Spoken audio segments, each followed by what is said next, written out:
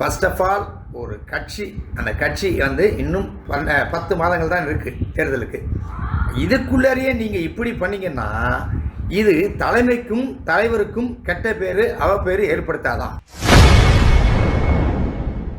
அதிமுக பொதுச் செயலாளர் எடப்பாடி பழனிசாமியை ஏளனமாக விமர்சித்த தாவேகா நிர்வாகி ஆதவ் அர்ஜுனாவை நடிகர் தாடி பாலாஜி ஒருமையில் கிழித்து தொங்கவிட்டுள்ளார்.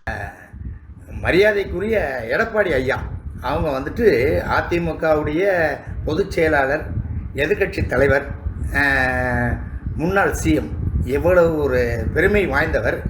நீங்கள் எல்லாத்தையும் தாண்டி அவர் ஏஜ் ஒரு மரியாதைக்குரிய நபர் அவர் எடப்பாடி ஐயா. அவரை நம்ம தாவேக்காவில் வந்து முக்கிய பொறுப்பு போனவுடனே கொடுத்தாங்கல்ல டப்புன்னு, அவர் பேசுகிறாரு. நம்ம அண்ணாமலை சார் இருந்தாலும் அவருக்கு ஏதாவது பண்ணியிருக்கலாம், சேர்ந்துருப்பாங்க கூட்டணி.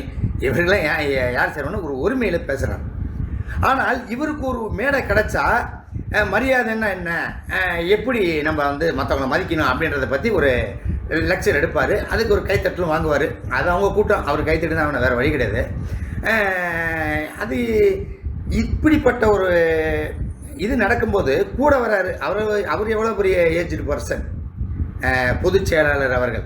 அதாவது தாவேக்காவின் தூண் என்ன நினைக்கக்கூடிய பொதுச் செயலாளரும் சரி, தூணாக இருப்பரும் சரி, 2 பேரும் பேசிட்டு வர்றாங்க. அப்போது இப்படி பேசக்கூடாது, அந்த ஒரு வார்த்தை சொல்லியிருக்கணும்ல பொதுச் செயலாளர். நான் அவங்க காலில் வந்து விழும்போது அவ்வளோ விமர்சனம் வந்துச்சு. நான் எல்லாருக்கிட்டையும் சொன்ன ஒரே விஷயம் அவருடைய எக்ஸ்பீரியன்ஸ், அவருடைய வயசு, அதுக்காக தான் காலில் விழுந்தேன்.